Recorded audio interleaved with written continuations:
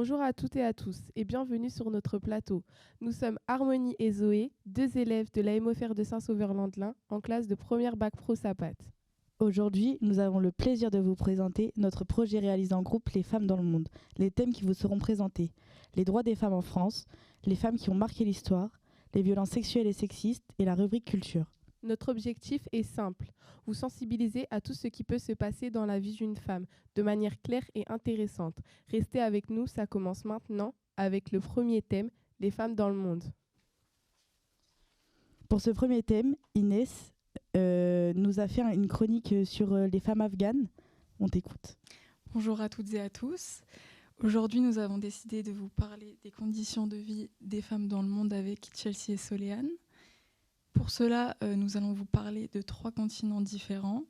Et pour ma part, j'ai choisi l'Afghanistan qui se trouve au Moyen-Orient pour vous parler de leurs conditions dans lesquelles elles vivent. Et personnellement, je trouve qu'elles ont du courage de vivre là-bas parce que c'est vraiment des conditions extrêmes et c'est compliqué pour elles. Donc elles sont très courageuses et voilà, donc voici ma chronique, bon visionnage. Imaginez un instant que demain, vous n'avez plus le droit d'aller à l'école, de voir vos amis, ni de sortir seul, et même de tomber malade. Ce quotidien, ce n'est pas une fiction, c'est celui de millions de femmes afghanes. Depuis le retour des talibans en 2021, leurs conditions de vie se sont brutalement dégradées. Santé, éducation, loisirs, tous leurs quotidiens sont touchés. Aujourd'hui, les conditions de vie des femmes ont basculé. Moins d'un tiers d'entre elles ont accès aux soins. Une femme ne peut même pas aller à l'hôpital sans être accompagnée d'un homme. L'Afghanistan fait partie des pays où les femmes meurent le plus en accouchant. Certaines donnent naissance seules, chez elles sans aide médicale, par manque de personnel féminin. Elles doivent être soignées par des femmes, mais elles sont de moins en moins nombreuses.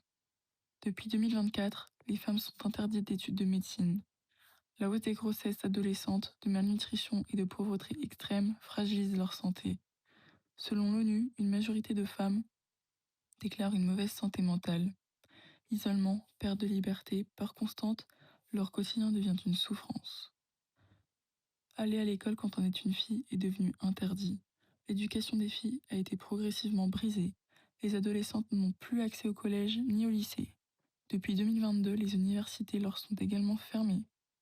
Des millions de jeunes filles ont vu leur avenir s'arrêter du jour au lendemain. Selon l'UNESCO, l'Afghanistan est aujourd'hui le seul pays au monde où les filles sont totalement exclues de l'enseignement. Sans éducation, les filles sont exposées au mariage précoce, à la pauvreté et à la dépendance. Leur accès à l'éducation, à la formation et à l'emploi sont fortement limités. Mais un pays sans femmes éduquées, c'est un pays qui freine son propre développement.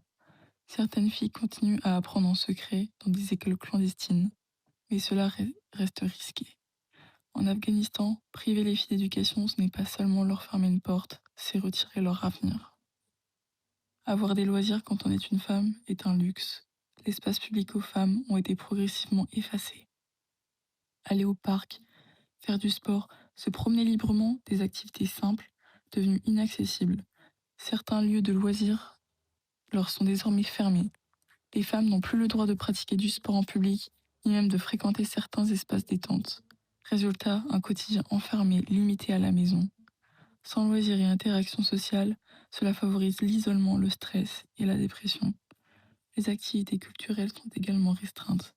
Musique, cinéma et événements publics. Certaines femmes continuent discrètement, mais toujours dans la peur d'être sanctionnées.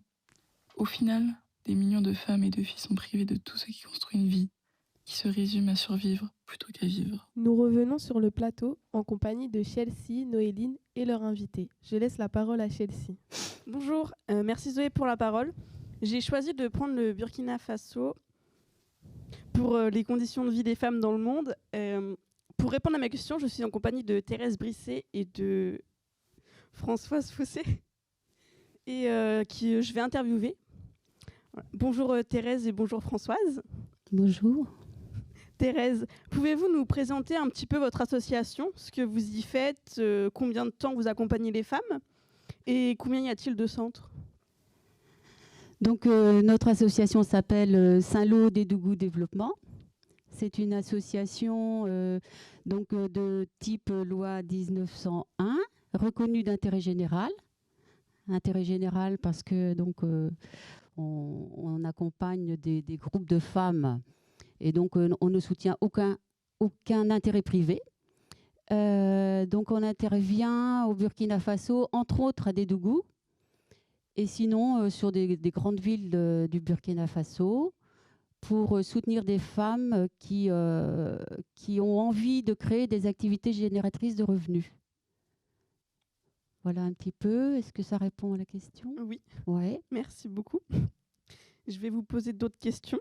Françoise, pouvez-vous nous présenter un petit peu les conditions de vie des femmes au Burkina Faso? Alors, on est en Afrique, dans une société très patriarcale, donc dominée par l'homme. Et les femmes qu'on suit actuellement, qu'on aide, sont des femmes qui sont allées à l'école, allées jusqu'au CM2. Donc, quasiment analphabètes. Et c'est souvent indiqué sur leur carte d'identité, d'ailleurs. À la place de leur signature, il est écrit analphabète, ce qui est vraiment une discrimination en plus. Et donc, ce sont surtout des mères africaines, c'est-à-dire qu'elles ont beaucoup d'enfants et elles s'occupent majoritairement de leur foyer, surtout en milieu rural, hein, pas dans les grandes villes. Les grandes villes, certaines femmes sont très émancipées.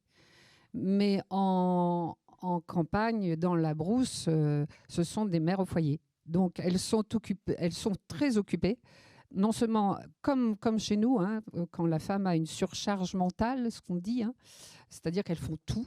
Elles font la cuisine, elles s'occupent des enfants, elles sont chargées de s'occuper aussi du financement de l'école des enfants. Donc, elles sont obligées de tout assumer, plus, souvent en campagne, les travaux dans les champs. Donc, parce que les saisons de pluie ne durent pas longtemps, donc on met tout le monde au boulot. Et c'est ainsi que des filles, par exemple, peuvent très bien ne pas aller à l'école à certaines périodes parce qu'il faut aller aider aux champs. Donc vraiment des femmes qui sont un peu coincées dans un univers où on ne leur laisse la place que d'être mère au foyer, bien entendu, et aussi qui supportent complètement la famille. La famille, je veux dire, les enfants. Voilà. Merci beaucoup. Thérèse, comment et pourquoi est née l'association ? Donc j'ai oublié de dire tout à l'heure, l'association est née en 2018. Elle est née parce que nous connaissions des personnes, nous y étions allés auparavant. Et donc des femmes de Dédougou ont souhaité s'organiser, nous ont un petit peu interpellés. Donc on a décidé de créer une association pour accompagner leur souhait d'émancipation en fait. Et donc, on a bien compris ce que disait Françoise, à savoir qu'elles ont besoin de sortir du champ familial et de pouvoir faire autre chose que s'occuper des enfants, quoi. Et donc, elles avaient une volonté de faire des activités transformation de céréales. Et on les a accompagnées, c'est-à-dire qu'on a fait des formations pratiques, acheter du matériel, les aider à s'organiser en coopérative. Et donc aujourd'hui, on va voir un petit peu après, mais ça a apporté beaucoup. Ça a permis une évolution assez extraordinaire, quoi. D'accord. Voilà. Françoise, quels sont les objectifs de l'association ? Alors, comme on le disait tout à l'heure, c'est vraiment déjà donner l'accès à des activités génératrices de revenus. Qu'est-ce que ça veut dire ? Ça veut dire qu'elles vont créer des petites activités, vendre sur les marchés, sur les bords de route, ça se fait beaucoup, hein, pour gagner un peu d'argent. Parce que souvent, l'homme gagne son argent, mais le garde pour lui. Donc, en quelque sorte, elles sont tenues de gagner quelque chose pour les enfants, pour la nourriture, etc. Donc, ça, c'est la première chose, d'où la nécessité d'une formation aux transformations de céréales. Pourquoi ? Parce qu'au Burkina Faso, ça ne pousse pas tout le temps. Il y a une période où ça pousse, c'est la saison des pluies, puis après, c'est la sécheresse. Donc, le temps qu'il y a des céréales qui poussent, on peut manger, on peut les vendre, mais on ne les conserve pas. C'est-à-dire qu'il y a ce qu'on appelle une période de transition où c'est beaucoup plus difficile d'avoir une autonomie alimentaire pour soi et pour sa famille. Donc, les aider à transformer en apportant du matériel, c'est-à-dire on n'envoie pas le matériel là-bas, le matériel est fabriqué sur place, nous on envoie l'argent nécessaire sur devis pour que le matériel soit fourni.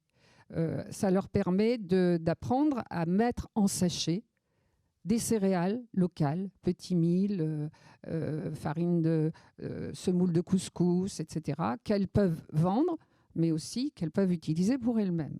Ça, c'est le premier point.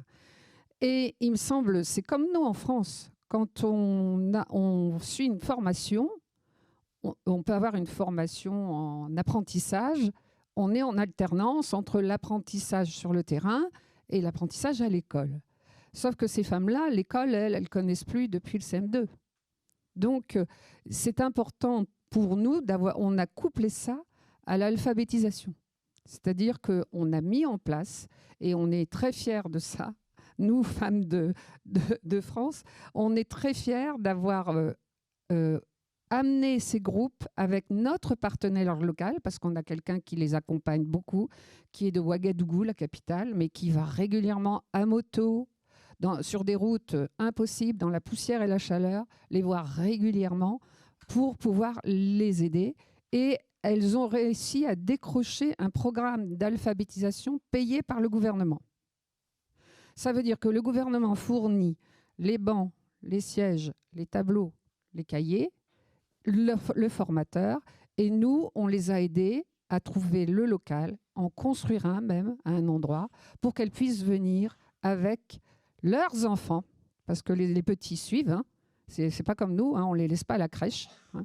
Donc, elles viennent avec leurs enfants pour suivre des cours d'alphabétisation régulièrement. Elles sont assidues, elles sont tout le temps là, quelle que soit la température. Et nous, on les a aidées à organiser, on a payé des jouets, etc., pour que les enfants puissent laisser leur maman apprendre. Alors, apprendre, formation de base, hein. Compter, hein. Une addition, une multiplication, calculer un prix, vraiment l'apprentissage de la langue écrite dans leur langue locale. Parce qu'il y a plusieurs ethnies, plusieurs langues, et il faut que toutes les femmes puissent comprendre. Voilà un peu ce qu'on fait nous sur le terrain. Ça nous paraît important parce que il faut savoir qu'une femme qui va en formation ne travaille pas, ne fait pas ce commerce informel dont on vous parliez tout à l'heure. Donc l'argent ne rentre pas. C'est pas comme nous. Nous, quand on part en formation professionnelle, on est sur notre temps de travail. Pas elles, puisqu'elles sont à la maison. Donc on aide aussi en ça parce qu'on donne un petit pécule tous les jours. Et ça nous coûte pas mal d'argent, hein, Madame la Présidente. Un petit pécule tous les jours pour qu'elles puissent être présentes aux formations. Et elles sont là. Parce que aussi notre partenaire, Mariam, est là aussi. Qu'elle prend sa moto de Ouagadougou jusqu'à Banfora, jusqu'à Dédougou, sur des routes impossibles pour aller aux rencontres de ces femmes. Donc, c'est une volonté ici, mais c'est aussi une volonté là-bas. On est l'un et l'autre, les unes et les autres liés. Sinon, ça ne fonctionnerait pas. Merci beaucoup. Et comment les actions sont-elles mises en place ? Alors, les actions sont mises en place avec notre partenaire local, donc qui est une association aussi avec laquelle donc on travaille très régulièrement en permanence. Mariam en est la présidente et nous avons des échanges continuels sur la façon sur les besoins, quoi, entre autres. Qu'est-ce que je peux... Donc, en ce moment, on est sur l'alphabétisation, effectivement. Donc, à propos de l'assiduité, là, nous avons beaucoup discuté parce que habituellement, il manque toujours 30-40% des femmes au cours d'alphabétisation.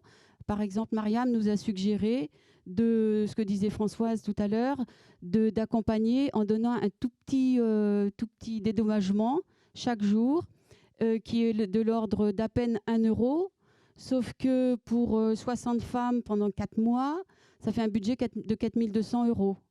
Donc il faut effectivement chercher ici aussi des partenaires pour accompagner leur projet là-bas.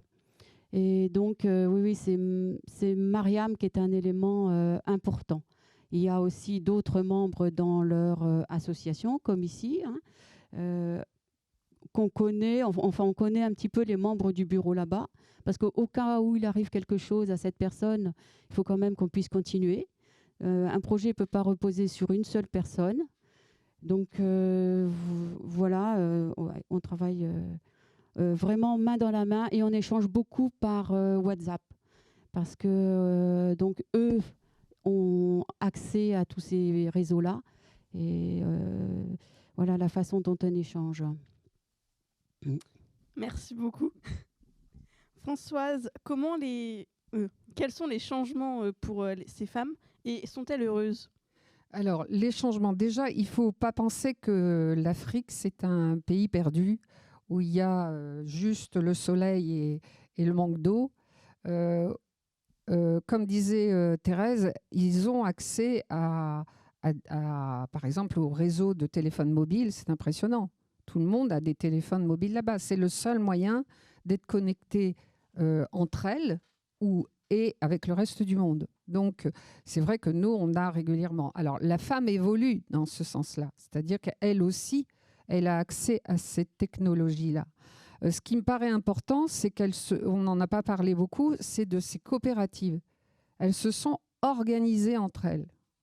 Parce que quand on est dans la misère, quelquefois, on peut dire je travaille pour moi et puis les autres se débrouillent. Ce qui n'est pas le cas. C'est-à-dire que le collectif, là-bas, est important. Elles ne peuvent pas, de toute façon, avoir du matériel individuel chez elles. C'est trop cher pour elles. Donc, elles n'ont pas d'autres ressources que d'être ensemble. Mais de ce fait-là, ça crée des dynamiques. Et les dynamiques, nous, on ne les a pas obligées de créer des coopératives. Elles se sont organisées entre elles.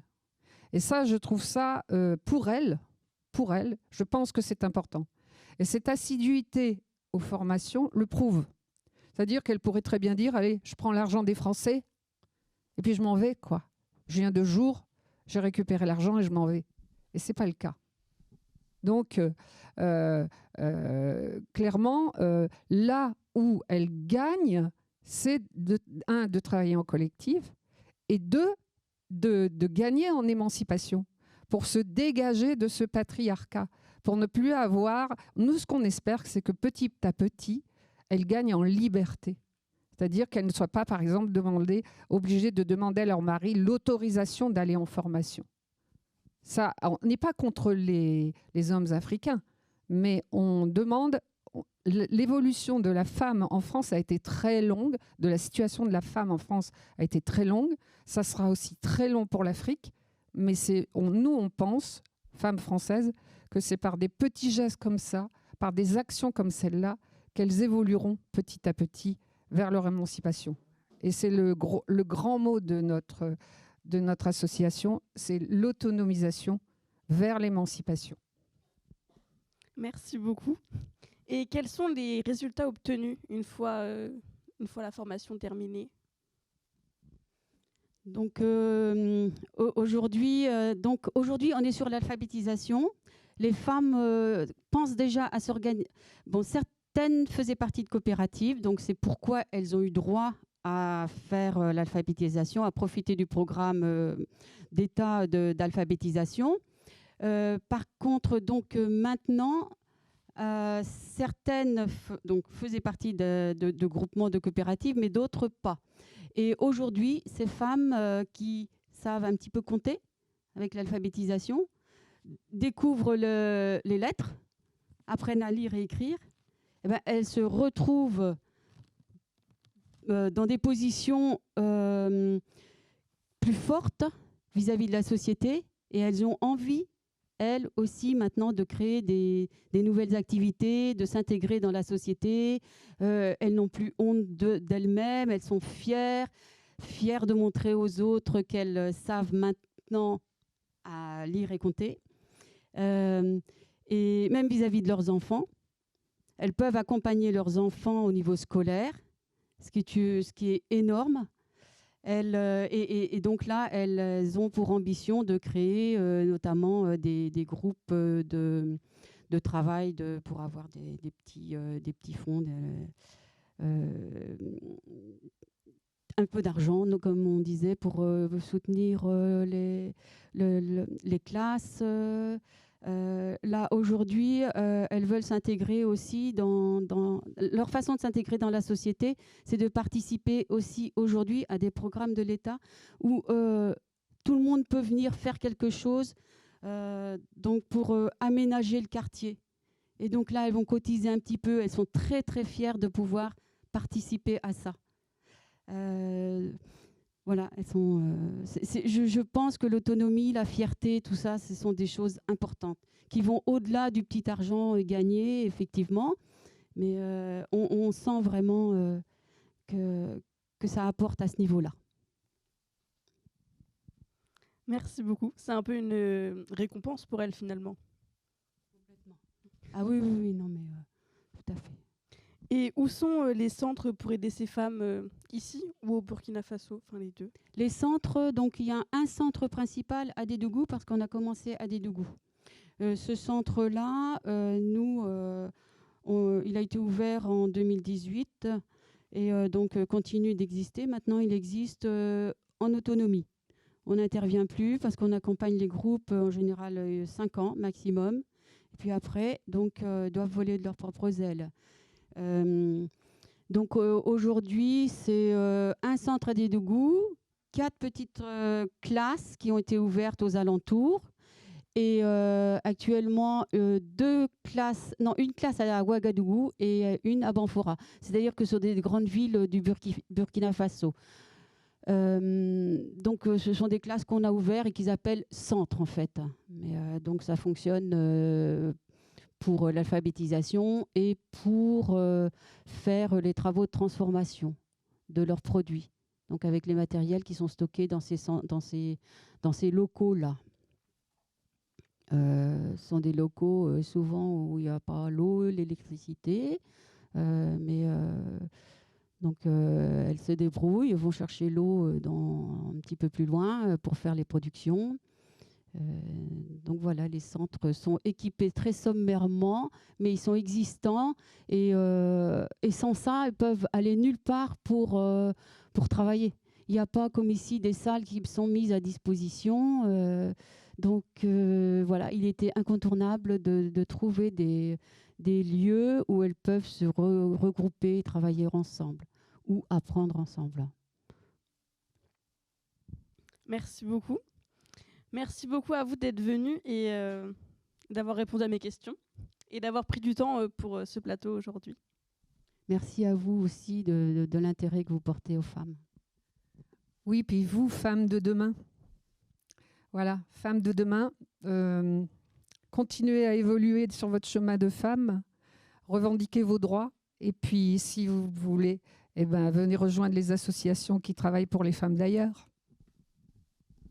Merci beaucoup, mesdames, d'avoir pris du temps pour rester. Merci beaucoup et d'avoir pris du temps. Et on va laisser la suite à Noéline. Bonjour à tous, merci Harmonie. Alors moi, aujourd'hui, je vais vous présenter un reportage sur un sujet qui m'intéresse énormément. C'est les conditions de vie des femmes aux États-Unis d'Amérique. Ce travail m'a permis de relativiser sur nos conditions de vie en France. C'est parti pour le reportage. Aux États-Unis, les femmes ont les mêmes droits que les hommes. Elles peuvent aller à l'école, trouver un travail, devenir propriétaires et voter. Les femmes peuvent également se présenter à des fonctions politiques et servir dans l'armée. Cependant, la discrimination fondée sur le sexe peut toujours se produire. Parfois, les femmes rencontrent encore des difficultés en matière d'égalité salariale, de promotion ou de traitement équitable au travail. La situation des femmes au travail aux États-Unis. Les femmes représentent près de la moitié de la population active. Elles occupent de nombreux types de postes, de l'enseignement à l'ingénierie. Aucune loi ne dit que seuls les hommes ou les femmes peuvent occuper certains emplois. Cependant, les femmes gagnent souvent moins que les hommes et peuvent avoir du mal à obtenir des promotions ou à progresser dans leur carrière. Il y a moins de femmes au poste de direction.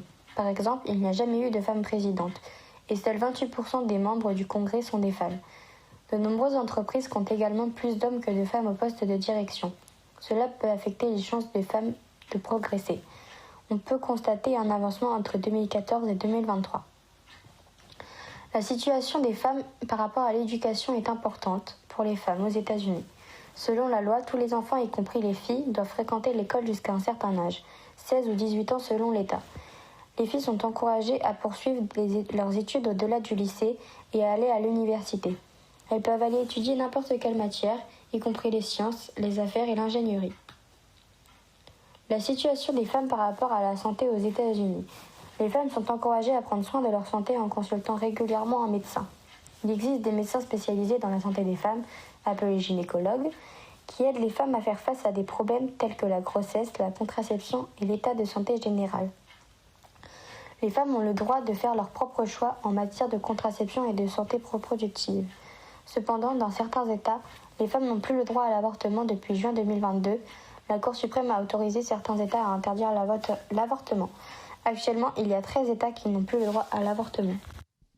Nous nous retrouvons pour ce deuxième thème, les femmes qui ont marqué l'histoire, avec Laurine, Maëva, Louane et Emma. Je vous laisse la parole. Bonjour à tous, je m'appelle Maëva. Nous sommes les élèves de première de la MFR de Saint-Sever-Landelin et nous allons vous présenter 6 femmes qui ont marqué l'histoire. Vous allez voir la présentation de Louise Michel, présentée par Soléane. Bon reportage. En 1870, pendant le siège de Paris, Louise Michel résiste aux Prussiens, puis s'illustre aux côtés des insurgés de la Commune. À la tête d'une armée de femmes, vêtues de l'uniforme de la garde nationale, elle se bat sans relâche sur les barricades. Lorsqu'elle apprend que sa mère a été arrêtée à sa place, elle se rend et est déportée de l'autre côté du globe, en Nouvelle-Calédonie. Elle y reste jusqu'à l'amnistie générale des communards en 1880. Il faut voir l'accueil qu'elle reçoit à la gare Saint-Lazare. 20 000 personnes en liesse. Après 7 ans d'exil, Louise Michel n'a rien perdu de son engagement. Elle se tourne vers l'anarchisme et brandit le drapeau noir, symbole de ce mouvement. Condamnée à plusieurs reprises à la prison, elle échappe de justesse à un attentat avant de s'installer à Londres. Cette infatigable militante meurt d'une pneumonie à Marseille en 1905 après une de ses innombrables conférences en faveur de la cause libertaire et de l'égalité. Une vie entière dédiée à la lutte et à la justice. Bonjour, moi je m'appelle Emma et je vais vous présenter Blanche Maupas, une femme qui est d'origine de la Manche. Bon visionnage.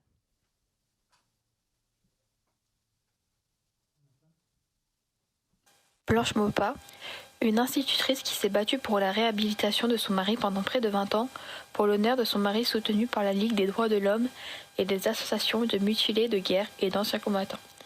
Née à Mudimesnil le 28 novembre 1883 et morte à Avranches le 24 septembre 1962.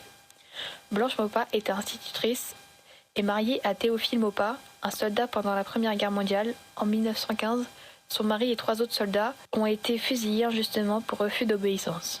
Alors qu'ils n'avaient rien fait de mal, Blanche Maupas s'est battue pendant plus de 15 ans pour laver leur honneur. Elle a écrit, témoigné et mobilisé des soutiens pour que la vérité soit reconnue. En 1934, grâce à sa persévérance, les 4 caporaux ont enfin été réhabilités.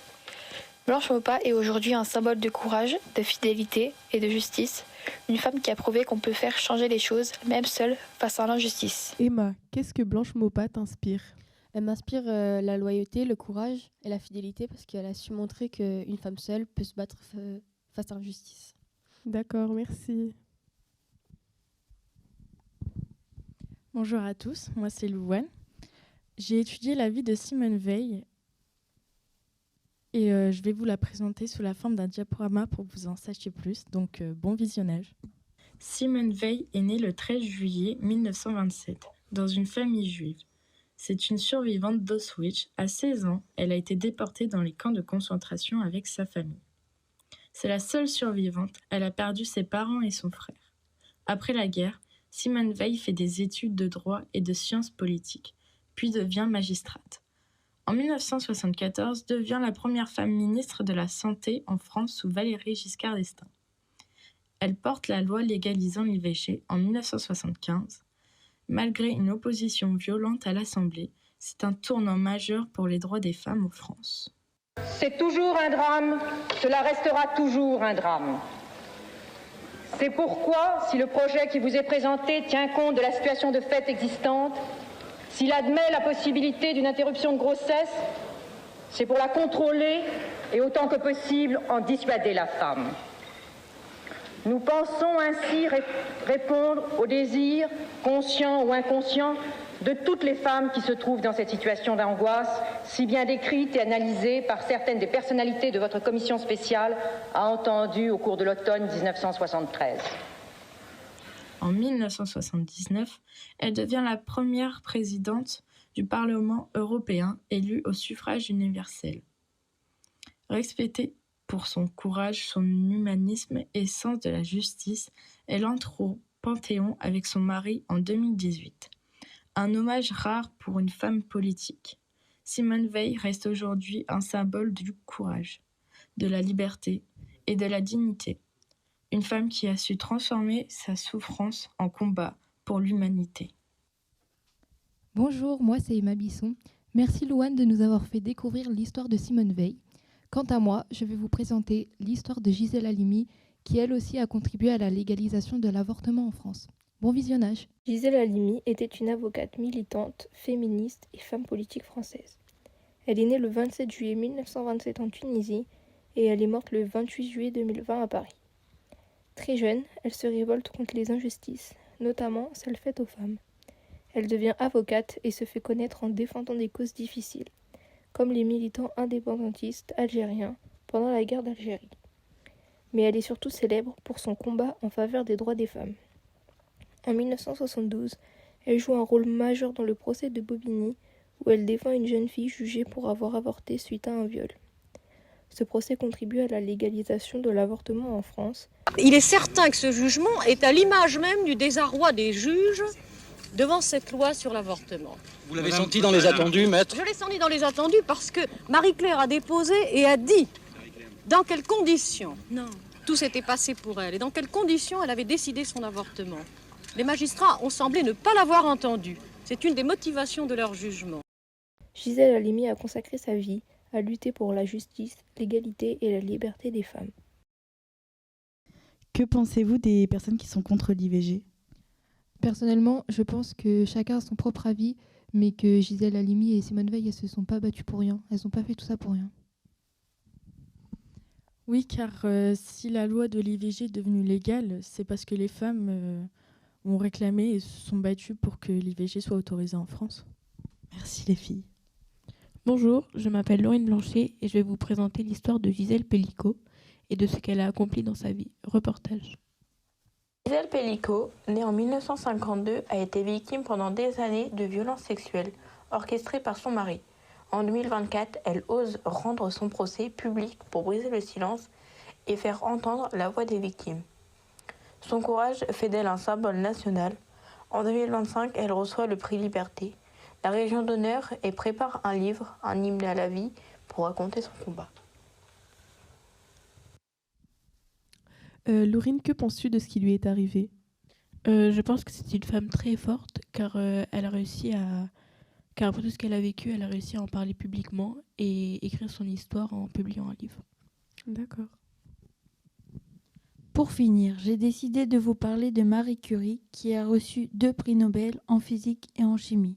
Bon reportage. Marie Curie est une scientifique célébrée née en 1867 en Pologne. À l'époque, les femmes avaient peu accès aux études supérieures, dont elle part à Paris pour étudier la physique et les mathématiques à la Sorbonne. Elle y rencontre Pierre Curie qui devient son mari et son partenaire de recherche. Ensemble, ils travaillent sur un phénomène appelé la radioactivité. Marie Curie découvre 2 éléments très importants, le polonium et l'uranium. Ses recherches ouvrent la voie en médecine, notamment pour trouver certains cancers grâce à la radiothérapie. En 1903, elle reçoit le prix Nobel de physique avec Pierre Curie. Elle poursuit seule ses recherches et obtient en 1911 un 2e prix Nobel, cette fois en chimie. Elle devient ainsi la première personne à recevoir 2 disciplines scientifiques différentes. Pendant la guerre mondiale, elle met aussi en place des unités mobiles de radiologie pour aider les médecins à soigner les soldats. Marie Curie meurt en 1937 des suites des expositions prolongées en radiation. Merci les filles de nous avoir parlé de ces femmes. Nous passons au prochain thème, les droits des femmes en France. Nous sommes en compagnie de Ilona, Léa, Laurine, Kenza et Zoé. Ilona, j'ai cru entendre que tu avais pu interroger ta grand-mère. Oui, tout à fait. J'ai choisi de l'interviewer car elle a vécu l'accès à l'emploi très jeune. Voici les questions que je lui ai posées. À quel âge as-tu eu ton premier emploi? J'ai commencé chez mes parents, à 14 ans. Comment as-tu eu l'accès à l'emploi? C'est le doyen de Villieu qui m'a trouvé du boulot dans un magasin de tout. J'étais restée qu'un an et après je suis partie à l'usine. Quelles étaient les conditions dans ton premier emploi? Traire les vaches à la ferme. À 14 ans, c'était dur. Et pour finir, peux-tu me dire une journée type de ton premier emploi? 5h30. Et à 6h, on était dans le champ pour traire les vaches. Quand on revenait de traire, on déjeunait. Après, on allait soigner les petits veaux, les cochons. Puis après, on faisait collation. Et après, on partait soit dans le jardin ou ce qu'il y avait à faire. Merci Ilona de nous avoir partagé ce moment avec ton arrière-grand-mère. Chloé, une de nos camarades, s'est penchée sur l'égalité salariale. Elle nous a réalisé un graphique. C'est parti pour l'écouter. En 2011, pour les élections législatives, l'Assemblée nationale comprenait seulement 22% de députés femmes. En 2012, il y avait 27%. Ensuite, en 2014, il y avait 25% de députés femmes contre 75% de députés hommes. Puis, en 2017, on y comptait 39%, soit 6% de plus en 3 ans. En 2022, on y comptait 37% de députés. Cela veut donc dire qu'en 5 ans, nous avons perdu 2%.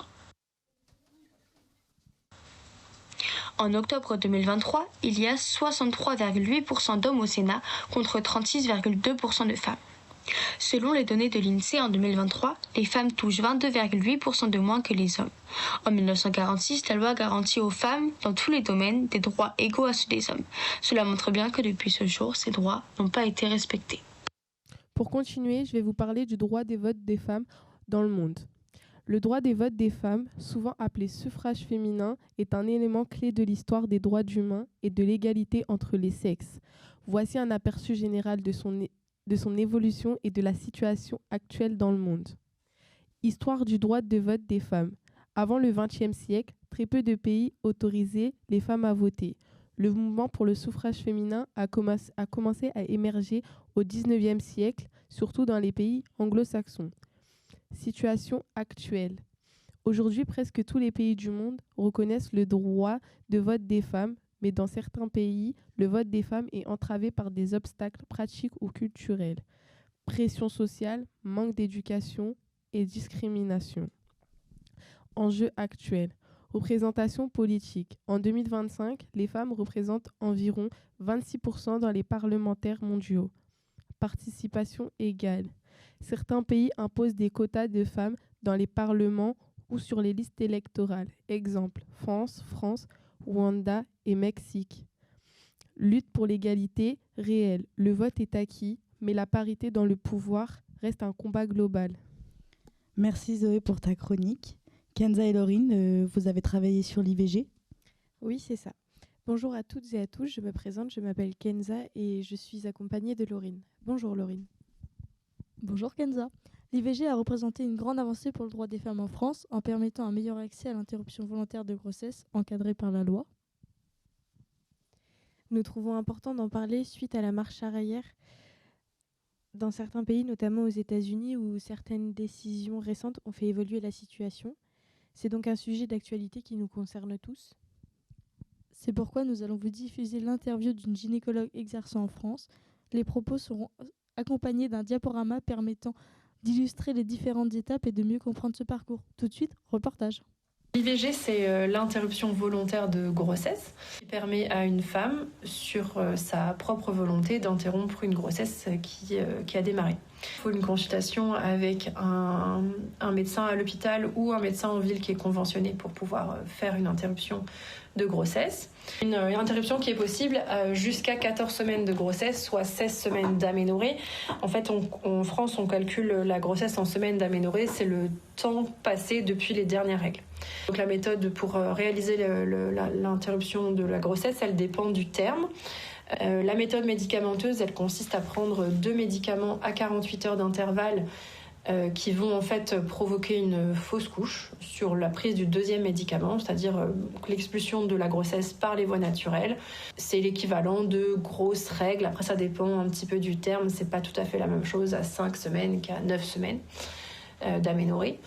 Et la méthode chirurgicale, ça se passe au bloc opératoire, sous anesthésie. On passe par les voies naturelles, donc par le vagin, par le col de l'utérus et jusqu'à dans l'utérus avec une petite canule, à peu près de la taille d'un stylo, qui vient aspirer la grossesse. L'IVG est pris en charge intégralement par la Sécurité sociale. Donc c'est la Sécurité sociale qui paye l'intégralité des consultations, échographie, prise de sang si nécessaire, actes, médicaments, et consultation post-intervention. Et elle est confidentielle sur demande pour les mineurs. Il n'y a absolument aucun impact sur la fertilité future. Kenza, tu n'as pas peur que l'IVG devienne interdit en France comme ça l'a été aux États-Unis ? Non, effectivement, je n'ai pas peur car l'IVG a été inscrit dans la Constitution en 2024. Comme vous avez étudié le sujet, peux-tu nous dire ce que tu penses de l'IVG ? Par rapport à l'IVG, je trouve qu'il est très important de le garder car il permet à la femme ne souhaitant pas avoir d'enfant d'être libre de ses choix. Merci beaucoup les filles. Nous passons à la suite avec le thème violence sexuelle et sexiste. Nous accueillons Madame Lepelé qui va nous faire un témoignage. En effet, elle va nous partager son parcours avec son ex-conjoint. Elle a été durant plusieurs années victime de violences. Perrine et Léa voulaient lui poser quelques questions, donc on vous écoute. Bonjour Madame Lepelé, nous vous remercions de votre présence sur le plateau sur les femmes. Nous avons quelques questions à vous poser. Comment vous sentez-vous aujourd'hui ? Aujourd'hui, ça va très bien puisque j'ai rencontré mon mari actuel avec qui tout se passe très très bien. Depuis quand étiez-vous avec cette personne ? Je suis restée 5 ans avec lui. À quel moment vous avez senti que quelque chose n'allait pas ? En fait, quand je l'ai rencontré, il faut savoir que moi, j'avais beaucoup de tempérament avant. Sauf que mon premier mari m'a quittée et je suis tombée en grave dépression. Donc, cette personne a su saisir le fait que je sois faible pour pouvoir avoir la main mise sur moi, puisque ce sont des pervers narcissiques qui ont besoin de contrôler et de se sentir supérieurs à leur conjoint. Donc que ça soit homme ou femme, parce qu'il faut savoir qu'il y a quasiment autant d'hommes que de femmes qui sont maltraités, sauf que les hommes ne le font pas savoir. Donc il en a profité que j'étais faible à ce moment-là. Donc moi, il était assez doux, gentil. Au début, ça a duré quelques semaines et j'ai su par la suite qu'il était sous antidépresseur à ce moment-là. Donc il n'était pas vraiment lui-même. Excusez-moi, je ne me souviens plus de la question. À quel moment avez-vous commencé à sentir que quelque Oui, chose n'allait pas ? donc en fait, il a arrêté complètement ses antidépresseurs tout d'un coup, de lui-même, au bout de quelques semaines. Et là, j'ai vu sa vraie personnalité. Et dans ses paroles, pour commencer, il a commencé à me faire très peur. Donc, il me menaçait de me faire mal, sans laisser de traces, pour que je puisse le dire à personne.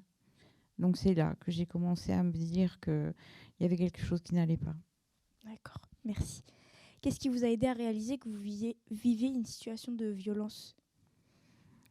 En fait, au jour le jour, il avait de plus en plus d'impact sur ma vie, d'impact négatif, bien évidemment.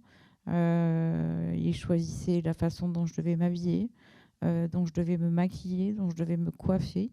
Il appelait ma coiffeuse pour être sûr que j'allais être coiffée de telle ou telle façon. Il contrôlait ce que je mangeais. Il fallait que je termine entièrement mes assiettes parce qu'il voulait que je devienne ronde. Il y avait aussi le fait que dès qu'il rentrait du travail, il passait ses doigts sur les meubles pour être sûr que j'ai fait les poussières. Quand il rentrait du travail, j'avais pas le droit de m'occuper des enfants. Donc il fallait que à 18h, tout soit fait. Les douches, les bains, les devoirs, que j'ai préparé le repas, bien évidemment, parce qu'il fallait que je sois à sa disposition. Et quand je couchais les enfants, c'était chronométré. Donc j'avais pas le droit de passer plus de 2 ou 3 minutes à les coucher. C'était hors de question, il fallait que je sois à sa disposition. Et si j'osais ne pas m'habiller, comme il l'avait décidé, il déchirait mes vêtements, il les posait à terre, il mettait de l'eau de javel dessus et il les brûlait devant moi. Une fois, il m'a mis dehors, il a fermé toutes les portes, il a enfermé mes enfants avec lui et je ne pouvais plus rentrer. Donc, bien sûr, moi, j'ai eu très peur. Je me demandais ce qu'il allait faire à mes enfants. Il leur a jamais fait de mal physiquement, mais psychologiquement, comme moi. Il leur faisait très peur. Merci. Et vous, qu'est-ce que vous avez ressenti durant toutes ces années ? De la peur en permanence. De la peur. J'ai essayé de partir plus d'une fois. Il faut savoir que on peut avoir envie de partir. Ça, bien sûr. Seulement, c'est très dur.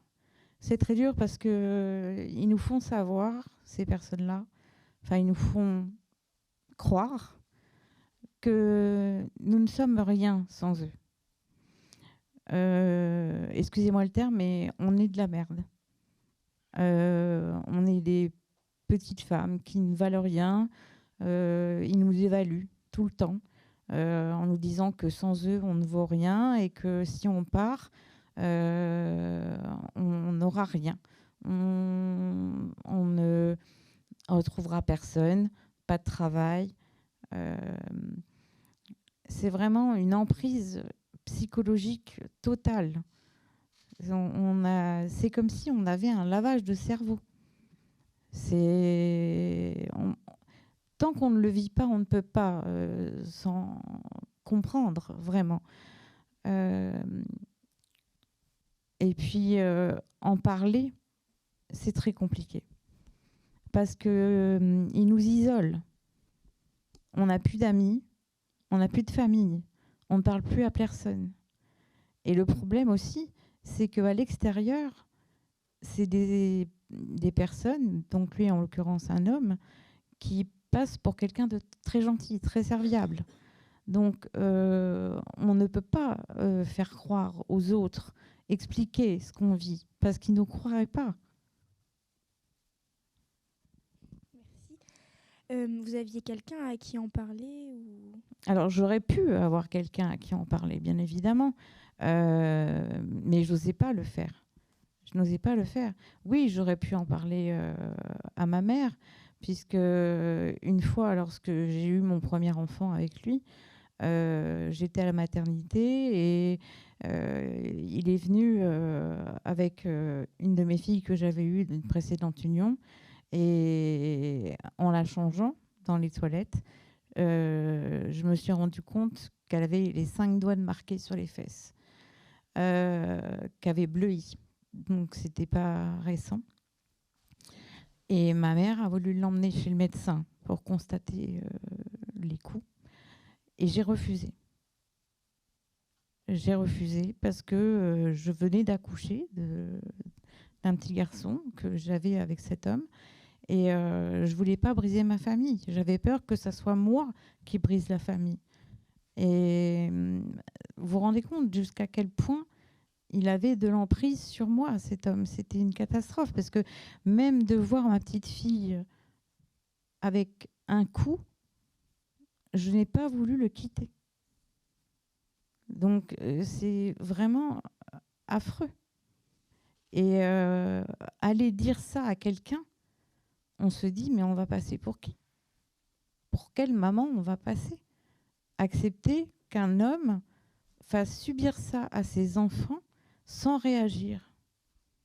Donc, non, on n'ose pas, on a honte. Merci. Et vous, aujourd'hui, comment vous arrivez à gérer souvenirs et émotions? Comme vous le voyez, c'est pas simple. Il faut savoir que moi, j'ai porté plainte. J'ai pas eu le choix parce que ma sœur est venue passer une semaine de vacances à la maison et je venais d'accoucher de notre deuxième enfant, une petite fille. Et devant ma sœur, il s'est conduit comme il se conduisait d'habitude. Sauf que ma sœur, c'était pas moi. Et elle lui a tenu tête, déjà. Et pendant qu'il est parti au travail, elle m'a dit, c'est simple, soit tu portes plainte, soit je te fais enlever tes enfants. Donc là, j'ai dit non, c'est pas possible. Donc, on est allé porter plainte à la gendarmerie. Il faut savoir que par 2 fois, j'ai voulu porter plainte et qu'on m'a jamais pris ma plainte avant. Je vous rappelle que c'était il y a presque 30 ans. Hein. C'est plus comme ça aujourd'hui, heureusement. Mais donc, c'est ce qu'elle m'a dit. On est allé porter plainte. J'ai été auditionnée pendant plus de 3 heures. Mes petites filles, qui avaient 5 et 7 ans aussi. Et les gendarmes ont dit d'accord, on interviendra, mais dans quelques semaines, parce que ma sœur avait demandé un délai pour pouvoir nous accueillir chez elle. Moi, je venais quand même avec 5 enfants. C'était pas simple. Et sauf que le lendemain matin, à 6 heures, ils ont frappé à la porte. Et moi, j'étais liquéfiée. Je me suis dit, mais qu'est-ce qui va m'arriver? Et devant les gendarmes, il a dit à ma sœur, je vais te tuer. Il avait peur de rien, mais de rien du tout. Ils l'ont emmené et il est ressorti que 2 ans après. Il a pris 5 ans de prison, dont 2 fermes. Il a tout avoué. Heureusement pour moi, parce que je n'avais pas de preuves. C'était ma parole contre la sienne. Donc, j'ai eu de la chance quelque part, parce que d'autres femmes n'ont pas ça. L'homme ment, continue à mentir, et elles ne peuvent rien prouver. Donc, je ne me rappelle encore pas de la question. C'est comment arrivez-vous à gérer aujourd'hui les souvenirs et les émotions? Alors, il m'arrive encore de faire des cauchemars et de me sentir faible devant certaines personnes. Si je rencontre des personnes qui ont un très fort tempérament, vraiment très fort, parce que j'ai récupéré un petit peu de mon tempérament d'avant, mais pas complètement. Mais si je rencontre des personnes qui ont un très fort tempérament, je me sens toute petite. Alors déjà, je ne suis pas très grande. Je me sens vraiment toute petite, mais toute petite dans le sens, pas à la taille, toute petite dans mon esprit. Comme si je n'avais pas de valeur. Voilà. Que j'étais pas intelligente, que pas le cultiver, écrasée par l'autre personne. Donc je ressens ça. Les cauchemars, c'est les violences psychologiques, bien sûr, mais il y a eu quelquefois des violences physiques, mais ce n'était pas les principales. Principalement, c'était psychologique. Et quand on touche au psychologique, c'est ancré pour de nombreuses années. Vraiment. On s'en défait pas comme ça. C'est pas possible. Il faut énormément de temps pour se reconstruire. Vraiment. C'est impossible de dire dans 2 mois ça ira mieux. Non, c'est pas comme ça que ça marche. On récupère sa personnalité si on peut la récupérer, parce que je pense qu'il y en a qui ne la récupéreront jamais. Parce que moi, je l'ai vécu pendant 5 ans, mais il y en a qui vivent ça pendant 20 ans, 30 ans. Donc aujourd'hui, voilà, je fais encore des cauchemars. Ça fait 28 ans que ça a eu lieu, jusqu'à 23 ans en arrière. Mais ça me poursuit. D'accord, merci. Du coup, ce qui vous a donné la force et l'occasion de partir, c'est votre sœur? Tout à fait. Même si, comme je vous le disais auparavant, j'ai essayé plus d'une fois. La principale fois où j'ai voulu partir, je me souviens que pendant qu'il était au travail, alors il faut savoir qu'il me prenait les clés des voitures, il me prenait les clés de la maison pour pas que je m'enfuis. Parce qu'il se doutait que j'essaierais de partir. Donc, je balançais des sacs poubelles dans la petite fenêtre de la cave, dans le fossé, des sacs poubelles remplis de vêtements, d'objets dont j'aurais besoin, de choses comme ça, pour que ça disparaisse petit à petit sans qu'ils s'en rendent compte. Et j'avais appelé une amie qui vivait à 200 km de là, et je lui avais dit, quand tout sera prêt, est-ce que tu peux venir avec une camionnette, me récupérer avec les enfants et m'emmener jusqu'à chez ma mère. Elle était d'accord. Et donc ça, c'était sur plusieurs jours, hein, bien évidemment. Et elle est venue me chercher avec mes enfants, les sacs poubelles, tout. On m'a trouvé un logement, alors vide, pas de meubles. Donc, imaginez-vous, avec 5 enfants, débarquer dans un logement où il n'y a même pas de lit pour vos enfants, ou rien pour cuisiner. Et il m'appelle. Et il me dit, reviens, je t'en supplie, je t'aime, je voulais pas te faire de mal, ça recommencera plus. Et on y croit. On y croit et on y retourne. Alors c'est bien, pendant 15 jours, 3 semaines, et ça recommence. Et ça recommence encore pire qu'avant. Encore pire parce qu'il se dit, ah mais là je la tiens bien là. Donc je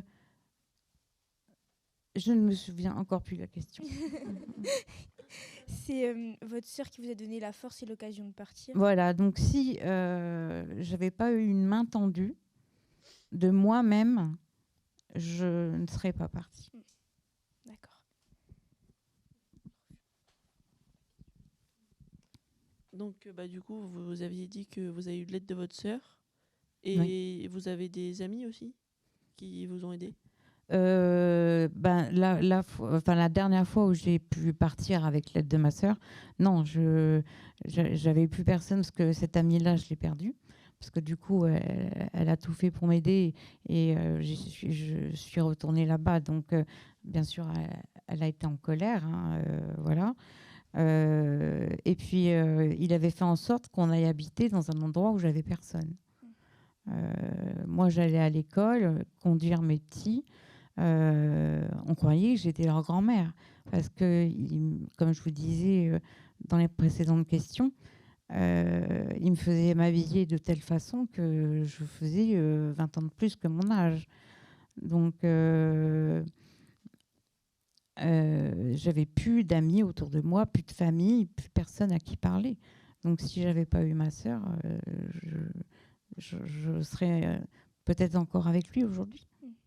Est-ce qu'il y a de la famille ou des amis qui a remarqué certains trucs? Non, parce que je cachais... Enfin, une fois, j'ai la femme de mon père, ma belle-mère, qui m'a dit c'est bizarre ta façon de t'habiller, tu t'habillais pas comme ça avant. Et j'ai dû répondre que j'avais changé de style vestimentaire et j'ai pas voulu m'étendre. Mais c'est la seule fois où quelqu'un a remarqué parce que je ne le faisais pas voir ni savoir. D'accord, merci. Et aujourd'hui, si vous aviez un message à faire passer aux femmes, ce serait lequel? Il n'y en a pas qu'un. D'abord, il faut qu'elles sachent que c'est pas de leur faute. qu'elles sont victimes. Parce que les personnes, les hommes en l'occurrence, parce que vous me parlez des femmes, qui font subir ça, ils vous font croire que vous êtes coupable. Et il faut justement qu'elles se disent que non, elles sont la victime, elles, et qu'elles méritent d'être défendues et de s'enfuir de cette emprise, que ce soit physique, psychologique, sexuelle, financière, parce que la violence, c'est tout ça. Moi, j'avais les 4 types de violence. Et puis, qu'elles en parlent. Qu'elles en parlent le maximum, qu'elles aillent voir des associations. Il y en a beaucoup aujourd'hui qui peuvent leur tendre les bras, les aider, les installer dans des foyers avec leurs enfants. Elles peuvent fuir, aller à la gendarmerie, porter plainte. Alors, toute seule, c'est pas facile. C'est pour ça qu'il faut aller voir des associations. Donc, voilà, le message que je leur laisserai passer, c'est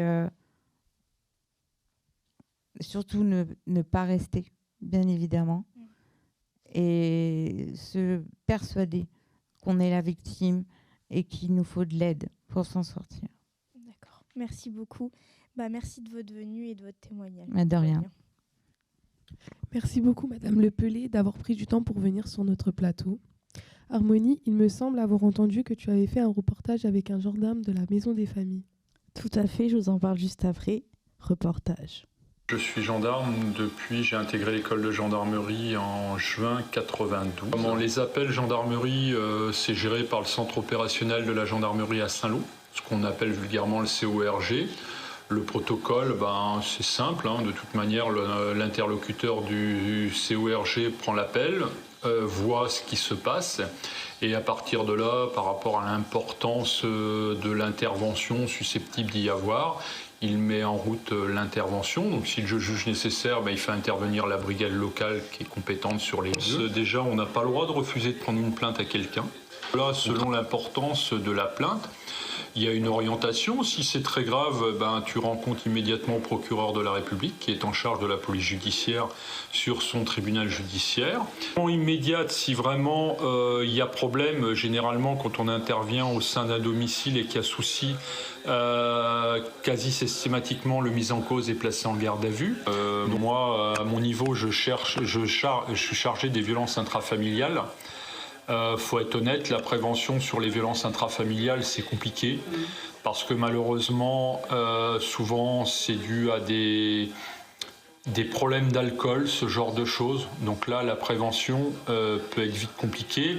Après, si tu parles de la violence au sein des écoles, par exemple, entre les ados, ce genre de choses, il y a de la prévention qui sont faites dans les écoles primaires, voire jusqu'à 6e, 5e dans les collèges, par exemple sur le harcèlement, sur le cyberharcèlement, essayer de faire comprendre aux jeunes ce qu'il en recouvre. Là, dans ces cas-là, tu peux faire de la prévention. Et c'est ce qui est fait au niveau gendarmerie. Harmonie, as-tu apprécié cette vidéo ?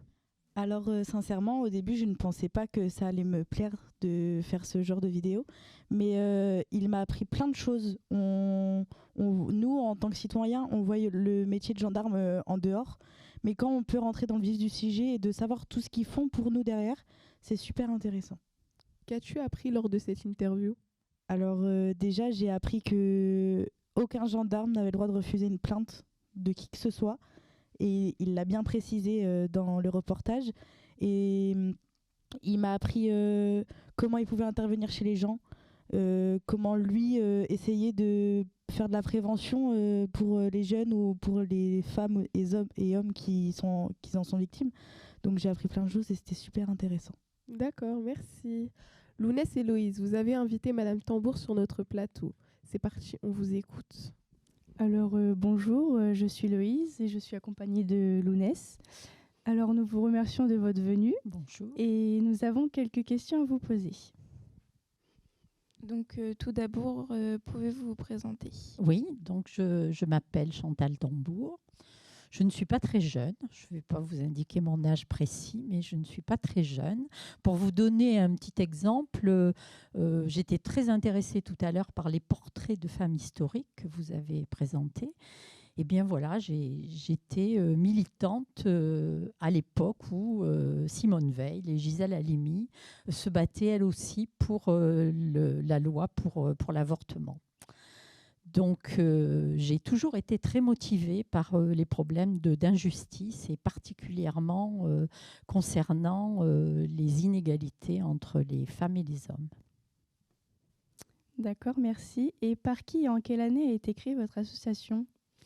Alors, notre association, qui s'appelle le Comité Manche 3 des femmes, a été créée officiellement en 2014. Enfin, notre première assemblée générale, c'était en 2014.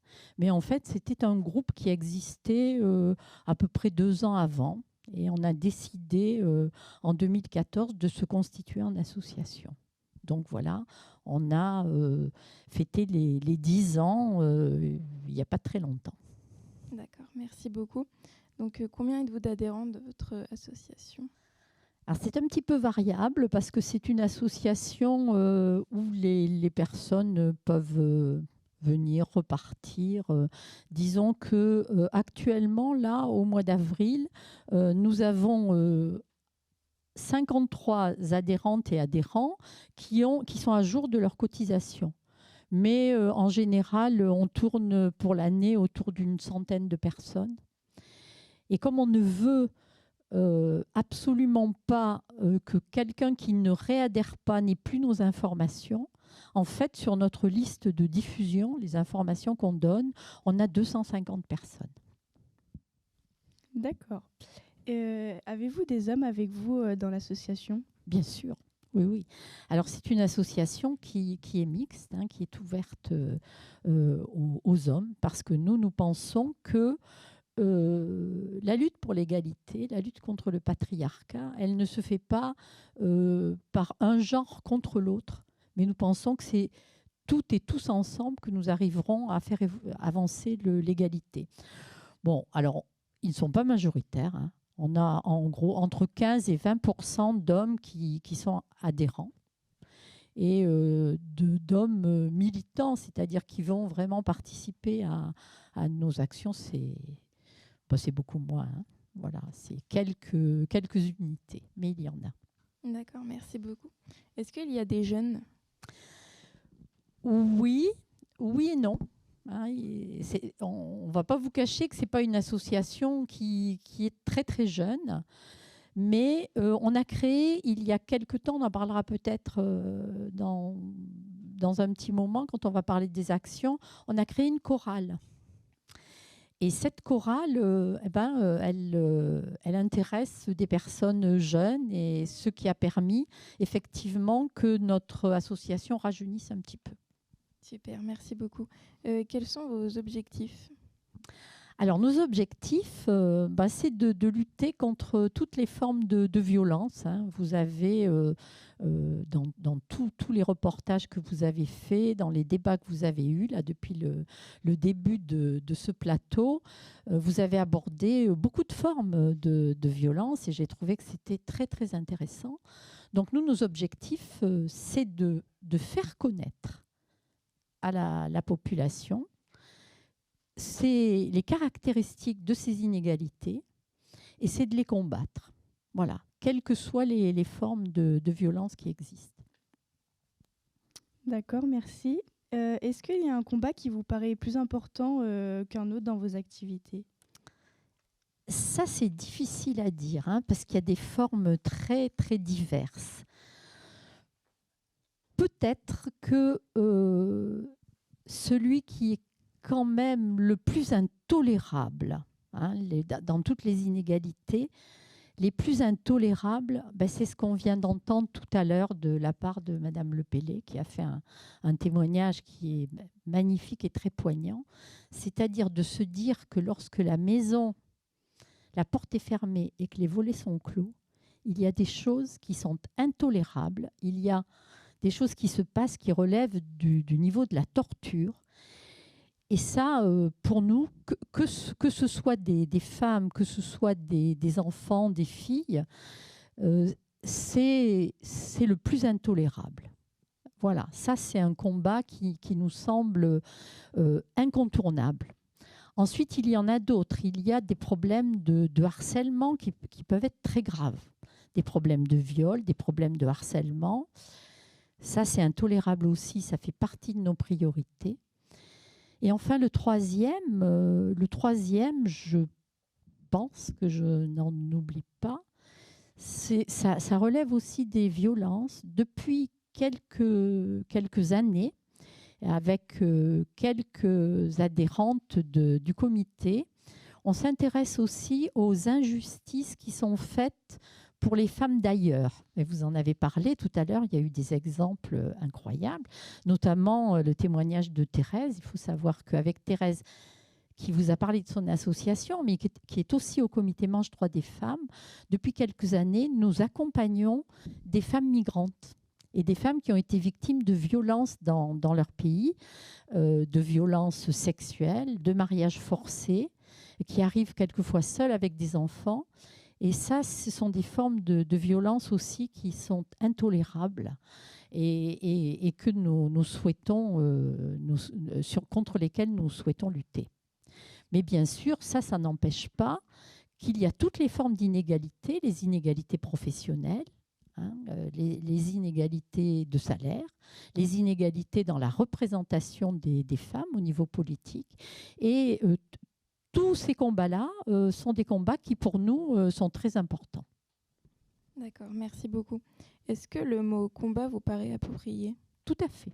Le mot combat me paraît tout à fait approprié parce que c'est une lutte qui est extrêmement difficile. On a en face de nous une société qui est très patriarcale et c'est très dur, très très dur.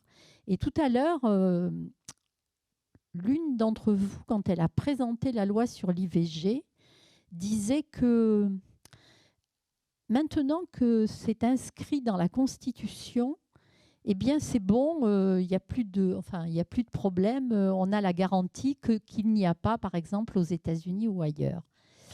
Eh bien, ce n'est pas tout à fait vrai. Et il faut toujours combattre. Parce que, vous savez, par exemple, aux États-Unis, où c'est actuellement très, très dénoncé, très, très attaqué, eh bien, c'était aussi dans la Constitution. Donc, c'est un combat qui ne cessera jamais. Et c'est pour ça qu'on pense qu'on ne peut pas le mener seul et qu'il faut convaincre aussi les hommes et le mener avec les hommes. D'accord. Pouvez-vous nous citer deux manifestations que vous avez organisées récemment? Oh, oui. Deux, même peut-être plusieurs. Alors, on a récemment organisé une manifestation qui était nouvelle pour nous. Vous avez entendu parler du 8 mars. Vous savez ce qu'est le 8 mars? Le 8 mars? Oui, alors on dit la journée de la femme, mais en fait, c'est une journée internationale pour les droits des femmes. Et notre comité, comme toutes les associations féministes, font une manifestation pour le 8 mars. Et nous, cette année, à Coutances, on a fait un carnaval. Voilà. Un carnaval de la solidarité, un carnaval de combat, alors qui était effectivement pour manifester pour les droits des femmes, mais pas que.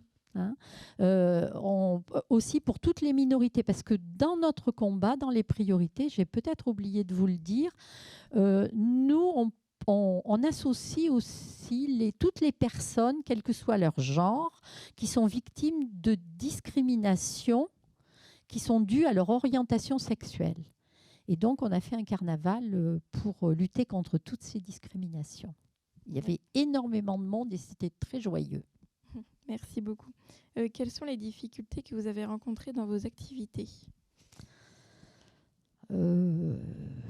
Alors, des difficultés, on en rencontre tout le temps, mais contrairement à ce qu'on peut voir dans des grandes villes ou ailleurs, je crois que dans la Manche et dans le Coutançais, on n'a pas trop de difficultés qui peuvent être liées à des réactions défavorables. On a plus peut-être des difficultés pour pouvoir organiser des choses comme ça. Il faut des personnes. Hein. On est effectivement nombreuses, mais il faut des personnes militantes. Donc ça suppose d'avoir des personnes engagées. Il faut des moyens, il faut des locaux et il faut avoir la possibilité de communiquer. Et donc, voilà, ce sont les difficultés qu'on a en général. Autrement, on est plutôt bien accueillis par la population quand on organise des manifestations, des ciné-débats, des conférences. On fait des choses très, très diverses. Eh bien, on a du monde, on a des personnes qui viennent, on commence à être un petit peu connus. Et on n'a pas vraiment de difficultés comme celles que peuvent connaître des femmes comme nous ou des personnes LGBT qui vont manifester dans des villes ou en Europe ou ailleurs, en Italie, en Pologne, ailleurs. On n'a pas ces difficultés-là. Bien. Est-ce que vous pensez que notre projet peut contribuer aux droits des femmes ? Pour les défendre, bien évidemment. Et comment Moi, j'en profite pour vraiment vous féliciter parce que j'ai trouvé que ce que vous avez présenté, c'était très varié, très divers. Et vous avez vraiment présenté une variété très importante de la condition des femmes dans le monde et en France. Et ça, c'est important de montrer partout que, en fait, quelle que soit son origine, quel que soit le lieu où l'on vit, eh bien, on est impliqué pour cette lutte pour l'égalité. Donc ça, c'était très, très, très intéressant et c'était vraiment de qualité.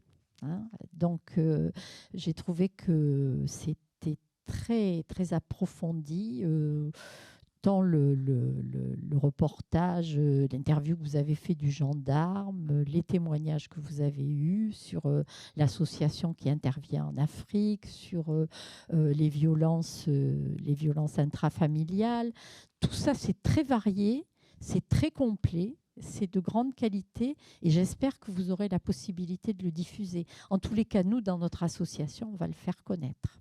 Et je vous dis bravo. Merci beaucoup. Accepteriez-vous de nous inviter à une de vos réunions de conseil d'administration ? Oui, alors, quand on dit réunion de conseil d'administration, c'est un peu pompeux. Normalement, ça doit s'appeler conseil d'administration parce que c'est le terme juridique. Mais en fait, ce sont des réunions qui sont ouvertes à tous les adhérents et les adhérentes qui souhaitent venir, même si on a un minimum de personnes qui sont désignées par notre Assemblée générale pour être là. Mais autrement, c'est ouvert à tout le monde. En général, on se réunit une fois par mois pour préparer nos actions et puis parler de l'actualité. C'est souvent le mercredi ou le jeudi, vers 17h30, 18h. Et on serait ravis de vous accueillir, vraiment ravis. Et on pourra vous communiquer nos prochaines dates pour que vous veniez si vous le souhaitez. Nous vous remercions beaucoup d'être venus sur le plateau et on espère quand même que ce moment vous ait plu, d'avoir partagé avec nous les questions, les échanges, etc. Alors ça m'a beaucoup plu, je vous l'ai déjà dit, c'est vraiment très bien. J'espère que vous allez pouvoir continuer à faire ça. Et j'ai apporté un petit peu de documentation si vous voulez vous intéresser d'un petit peu plus près à notre comité. Et encore bravo et merci. Merci beaucoup.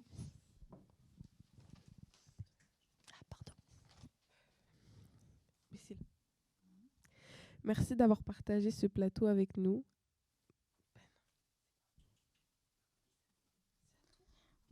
Nous arrivons presque à la fin de l'émission, mais avant de vous quitter, une rubrique culture vous sera présentée par Lounès, Léa, Charlie et Perrine. Jingle.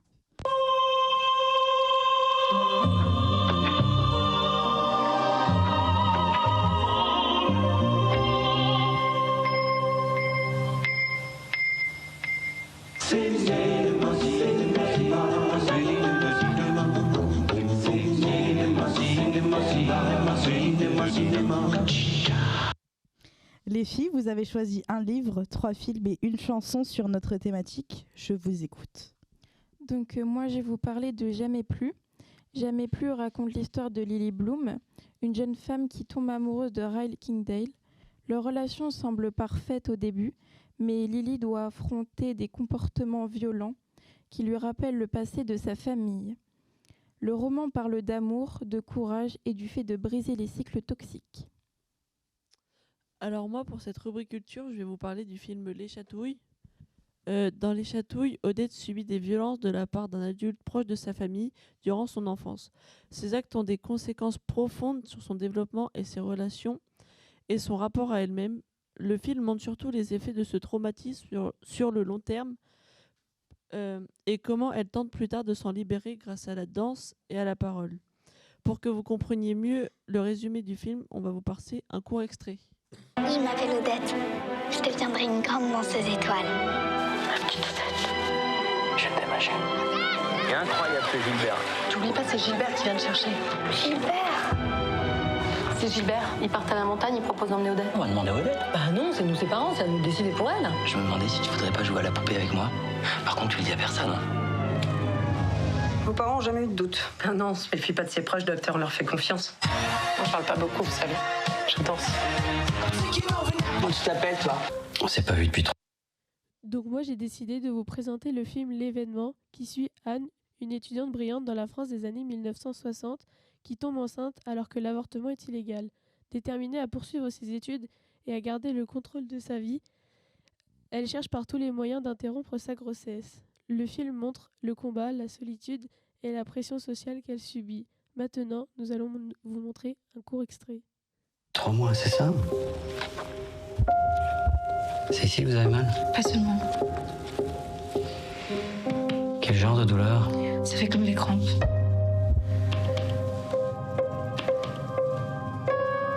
Donc ça y est, c'est fini, vous allez rater vos examens? Oui, non? Non. Vos parents ont des problèmes, hein? C'est une histoire d'argent? Non, c'est pas ça. Alors c'est quoi?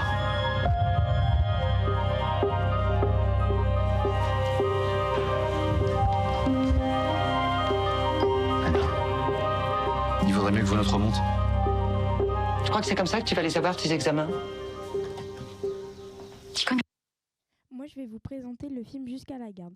Jusqu'à la garde raconte l'histoire d'un couple séparé en plein conflit judiciaire pour la garde de leur fils Julien. La mère accuse le père de violence tandis que celui-ci essaye de maintenir des liens avec son enfant.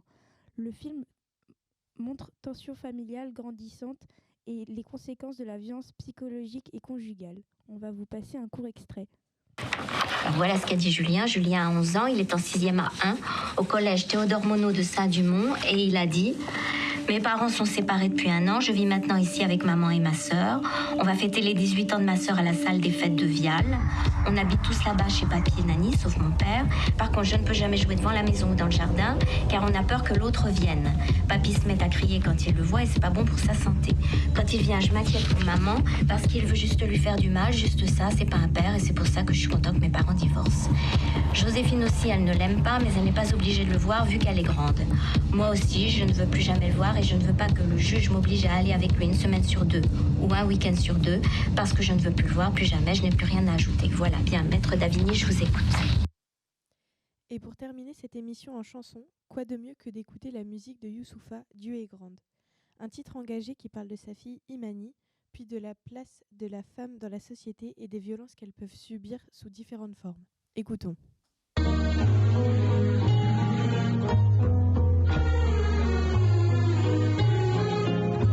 Pas les peurs et les beaux parleurs, moralisateurs, leur cœur est minime, ils ont cette façon de demander pardon.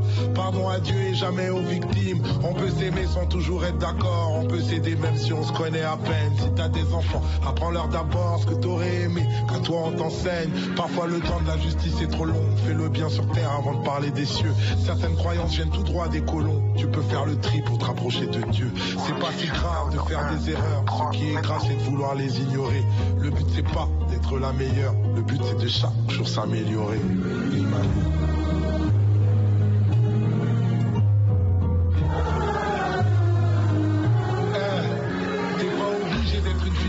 banal, t'es pas obligé d'être Michelle Obama. T'es pas obligé de vouloir être mère, t'es pas obligé de vouloir être reine. N'écoute pas les hommes, n'écoute pas les ordres, n'écoute pas les codes qui disent de la merde. Apprends encore à aimer ton corps, à aimer tes formes, à t'aimer toi-même. On a nos valeurs et nos traditions. Si ton amoureux t'emmène en balade, dis-lui bien que c'est lui qui verra la mission. Dis-lui que c'est l'impôt sur le patriarcat. Tu m'idéalises, mais même ton daddy est paternaliste. Faut que tu me pardonnes, dites à ces messieurs, c'est bien prétentieux d'apprendre la vie avec une album.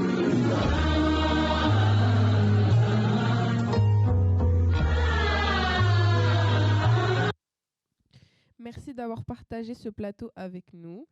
Un grand merci à l'équipe technique ainsi qu'à toutes les personnes qui ont contribué à sa réalisation. Nous vous en sommes sincèrement reconnaissants. Merci à tous et à bientôt.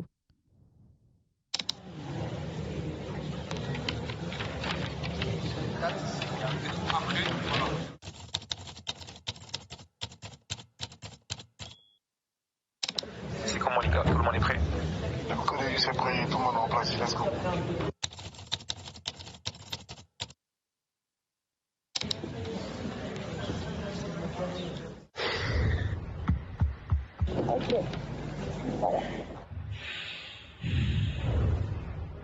Ok, attention. C'est bon, il est là. Go, on règle.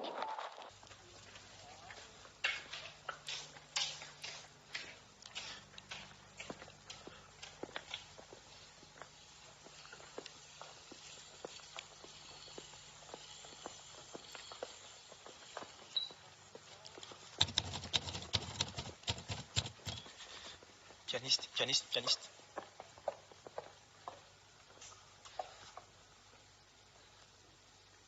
Musique.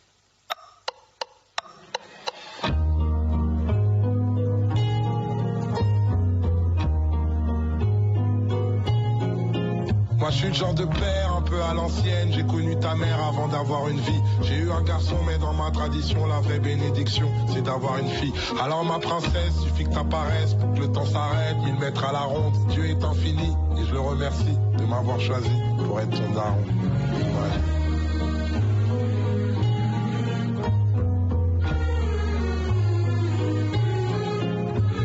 Les peurs et les beaux parleurs, moralisateurs, leur cœur est minime, ils ont cette façon de demander pardon.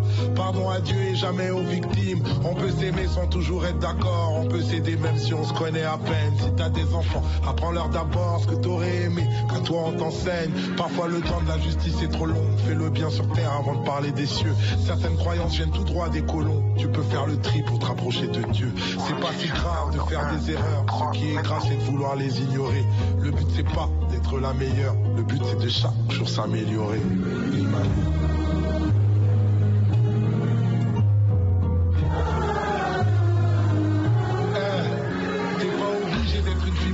T'es pas obligé d'être Michelle Obama. T'es pas obligé de vouloir être mère. T'es pas obligé de vouloir être reine. N'écoute pas les hommes, n'écoute pas les ordres, n'écoute pas les codes qui disent de la merde. Apprends encore à aimer ton corps, à aimer tes formes, à t'aimer toi-même. On a nos valeurs et nos traditions. Si ton amoureux t'emmène en balade, dis-lui bien que c'est lui qui verra la mission. Dis-lui que c'est l'impôt sur le patriarcat. Tu m'idéalises, mais même ton daddy est paternaliste. Faut que tu me pardonnes, dites à ces messieurs, c'est bien prétentieux d'apprendre la vie avec une album.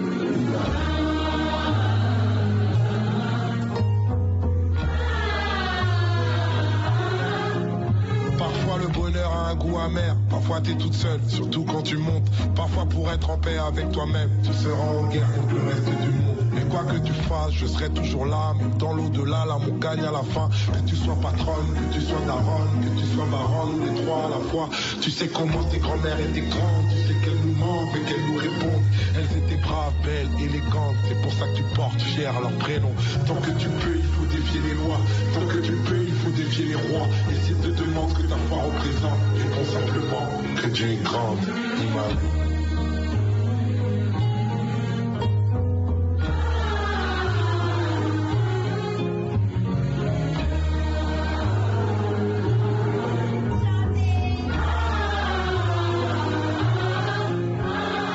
Applaudissements encore pour la belle image pour cette célébration aujourd'hui.